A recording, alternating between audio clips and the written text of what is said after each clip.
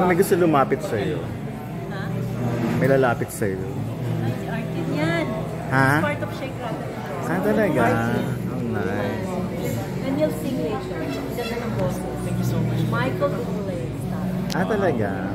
So, New Regal Baby. okay. Kaya siya ilo-launch?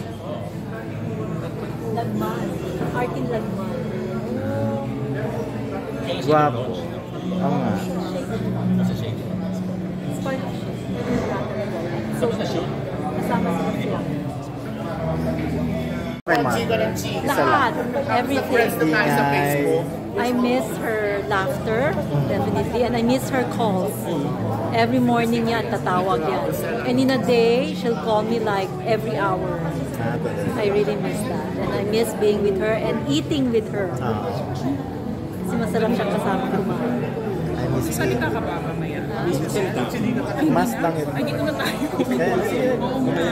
Record ko lang. So, pero sir, siyempre malaki na yung nabago mula nung nawala si mother, di ba? Feeling mo Nag-asawa na yung anak ko, yung daughter. Yun lang naman pagbabago sa kanya. So, may miss mo siya everyday. I always pray every night. She's always in my prayers. And also in the morning, I think about her a lot. Especially, you know, a lot of things are happening in Riga. And, you know, I miss every part of her. Yung sa daily na magkasama ka. Parang, anong ginagawa mo, Miss Rosel, pag na-miss mo siya? Happy thoughts na. Lahat na. Happy. Like, do you parang kinoconsult mo siya in prayer? Yes. Sa mga like projects, di ba? Or naisip mo ba na would mother like this film? Tsaka si mother naman always says na just continue doing what she'll be doing. Yun naman, pinakontinue naman namin.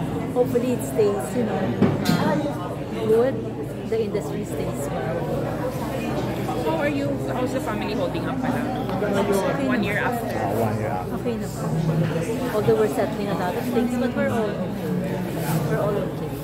Is it paramdam or ano? Sa dreams? Sa dreams, madalas naman, but happy naman ang sa mga dreams. Meaning at peace. His father, Father also. I think they're both in heaven. Kasi happy. Basta yung life story ni mother, tuloy pa ba yun? Di ba pelikula na?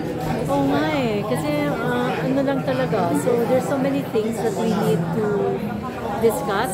Kasi ang daming aspects of different lives ni mother and how to really contain it in a movie. Diba? So pinag-uusapan pa up to there. So puro pag-uusap pa rin. Siyempre marami kasi interesado siyempre mapanood. but for now, pinaghahandaan talaga yung sa film fest. Ayo. Busy ngayon. Si Dusty. Oo, si Dusty is here. Okay. He's coming. Talagang sobrang lakas niya sa online namin. I know, diba? Ano following? So magandang role nito. He's a real person. Yun ang masasabi ko sa kanya. Parang, hindi siya scripted. He just says what he wants to say. And being new in the industry, parang ba sabihin natin, pagbago, parang medyo innocent ka. Pero although, hindi naman niya talaga intention na i-insult others, but you know, he's Just being honest. And he's the breadwinner of his home. So, marami na may bata pa siya, marami na siya parang dinaanan. May plano kayo sa love team ni Bianca? Pinag-uusapan actually. Pero na-Dustin ba muna? We've met them both many times, few times. Makikialam din. May-involved din yung star cinema. So, si Bianca hindi kasali sa Shake? Hindi. Si Dustin. Pero marami kang plano Kasi matagal na nakaplan yung Shake even before siya pumasok sa PBB. So parang hindi namin naisama na may ka-love team siya dyan. Pero marami kang plano for Dustin.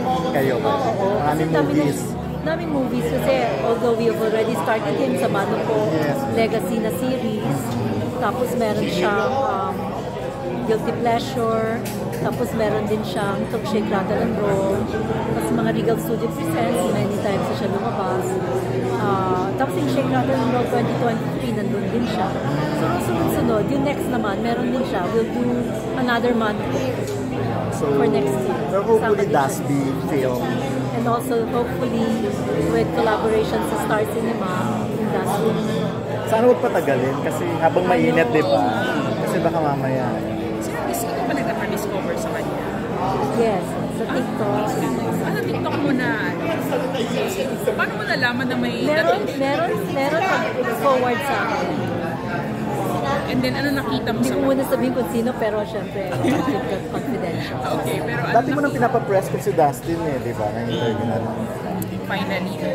So, ang advice mo sa kanya ngayon, paakyat mo siya sa Don't be in a hurry. Kasi may steps talaga yan. And then, expect there's a low point of your career, but there's also high. Whatever it is, just stay humble. At saka, any low end is a learning experience. Actually, mabait naman siya eh. Yes. Mabait naman. Mabait siya. Hindi ko lang alam kung bakit may mga Pero nayayaw pa.